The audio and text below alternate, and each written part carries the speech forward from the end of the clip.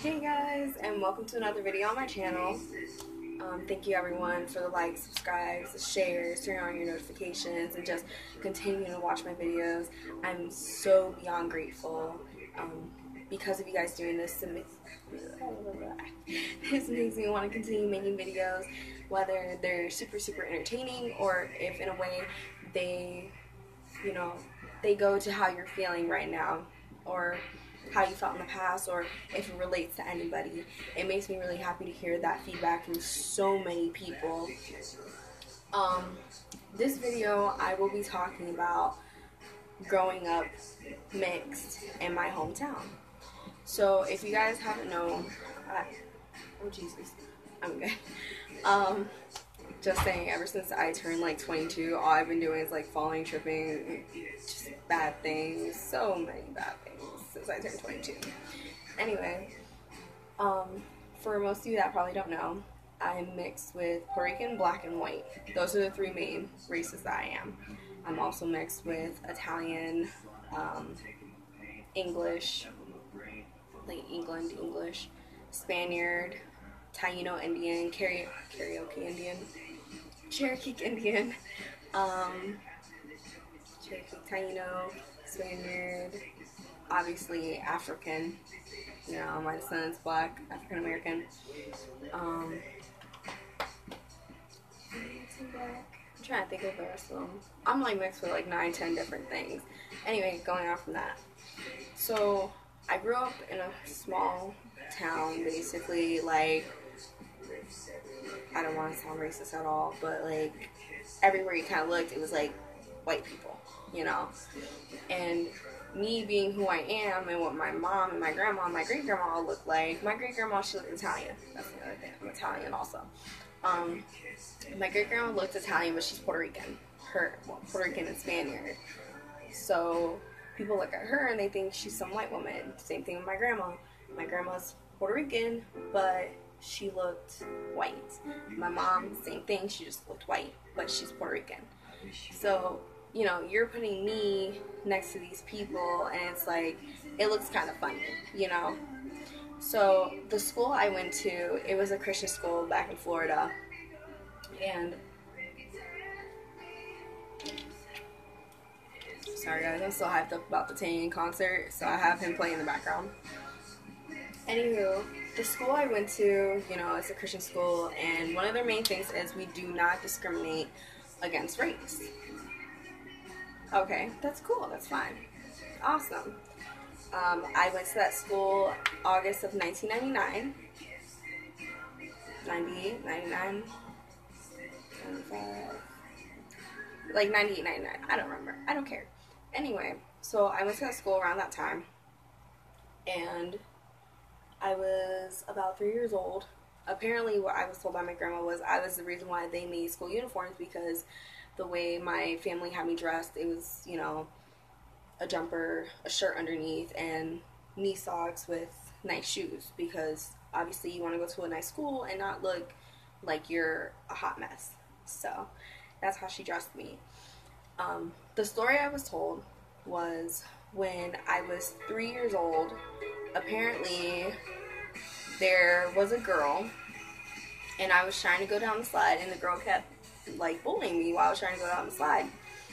And what I was told was, I guess apparently the girl called me the N-word, and I turned around, got up off the slide, and hit her. And I guess she went sliding on the slide and ate some mulch. All I know is what I was told. The girl got expelled because she made a racist comment to me, and I did what I had to do that I thought was appropriate. Growing up, I've been called nigger, spick. I've even been called a chink because of how my eyes look sometimes. I guess apparently I look Filipino. I don't see it, honestly, but I've been told I look some type of Asian. But all my life I've been called something, anything. Obviously not cracker, because I'm not white enough, so. But growing up mixed, it was like, you weren't white enough for the whites. You weren't black enough for the blacks. You weren't Spanish enough for the Puerto Ricans or whatever the hell they were. And that was the deal with me at my school. I mean, I was the in-between. I wasn't like full this, full that, or half and half. I was every little thing in the book. So, ooh, the color. I didn't think. Anyway, but no, like, I remember actually having a couple people say to me, like, you're not white enough to hang out with me, so I don't want you around me. Or I've had black people look at me a certain way and just be like, you're not black enough, you're not this enough to be around me, because look at your hair and look at your skin tone. You look like you're Hispanic, you need to back away. Or because I didn't speak full Spanish, I had Hispanics at my school even telling me, like, hey, you know, you don't belong in our group. It's just, it was stupid, because I was mixed with so many different things. I should have been able to belong, but back then, it's not how it was. Even nowadays, like, I've noticed, since I moved here, a lot of females do not like me. I look way different. I'm not saying I look like this fantastic looking chick, because honestly, I don't think I'm that good looking. Honestly, I don't think my hair is that perfect. My skin's not perfect. I mean, I have blemishes like crazy. Guess I'm gonna be pink for a little bit. Anyway, I mean, I don't have perfect skin. I don't have perfect teeth. I don't have perfect anything, you know. And I've noticed, like, females here, they look at me a certain way when they see me in the street, or they look at me a certain way when I'm working drive-through at my job, or, you know, whether I'm driving my car. I've noticed, like, certain females look at me and they're just like, they're looking at me like I think my shit don't stink. And that's not even the case. You know, I was raised, because of all that stuff that happened to me, to keep my head up and just forget about the haters. Brush it off. Dust them off. Bye. Like, if I'm not good enough for you, that don't matter. I'm good enough for myself. I'm good enough for my family. But it's just, it's so crazy thinking back to all that, because it wasn't just that, like, my, like, who I was, like, my mixture and everything. It was also because I was heavyset when I was a kid, so it's like everything kind of went against me. Like, when I used to have super long hair when I was 10, and I straightened it, a lot of the females got upset about it. Like, why are you upset? Like, I wanted to change something about myself. And I feel pretty, I feel nice, I feel like a princess. I literally felt like Pocahontas, because that's all my grandma kept calling me. She's like, you have hair just like Pocahontas now. It's so pretty. And I mean, I went to class, and not a lot of females were too happy about how I looked, and I never understood why. Like, the whole point of this video, like, racism is really, really strong in the world. Whether it was back in the 90s or now in the late 2000s, I mean, it's there. It's visible. I mean, there was one time, it was on Facebook recently, this guy decides to say he wants to make some black jokes on Facebook. It was a white guy too.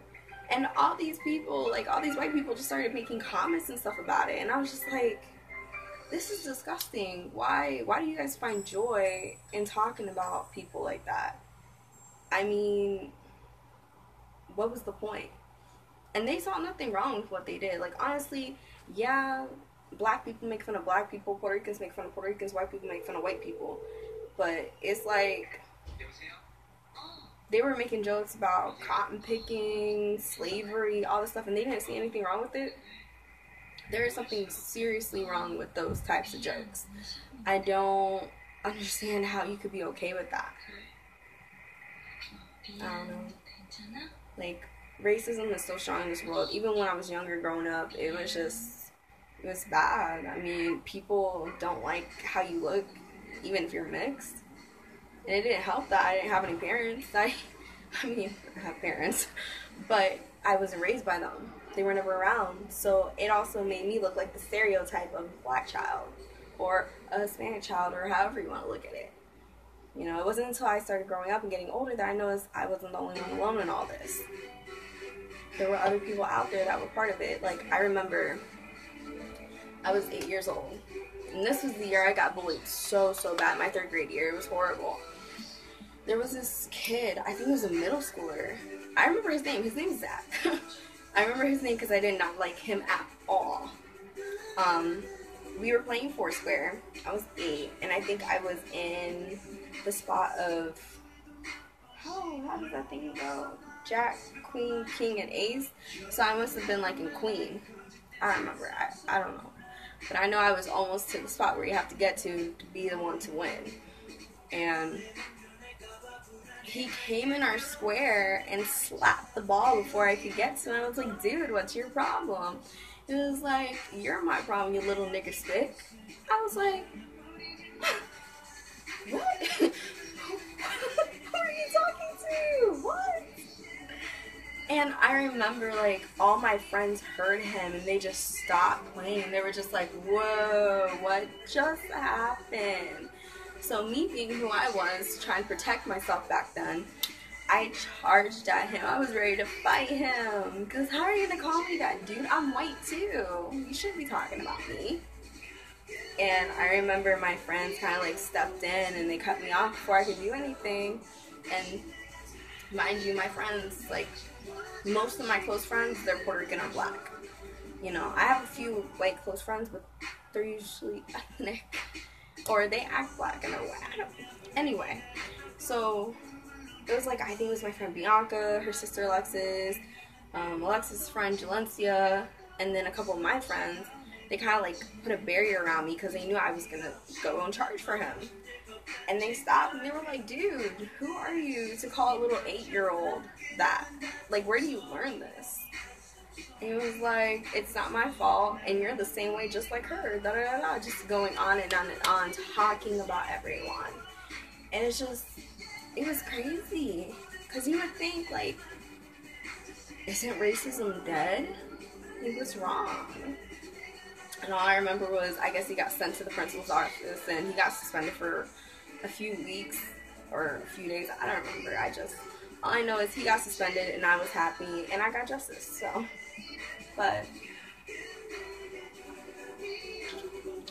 it's just, it's crazy, because no matter how old I get, it's going to be like that the rest of my life, because of my skin tone, because of the way I talk, the way I act.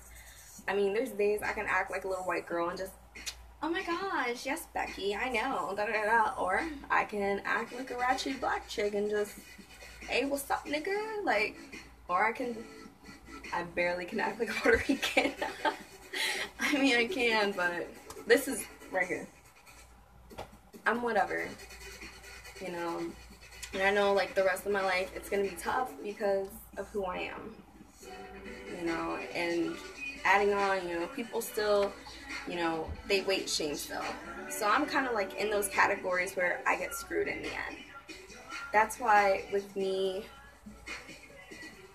the person I get with, it kind of freaks me out, because whoever I get with, whether they're throwing it out there, Mexican, black, Korean, white, whatever, Italian, French, whatever, whoever I get with, our kids are going to be extra mixed because of that.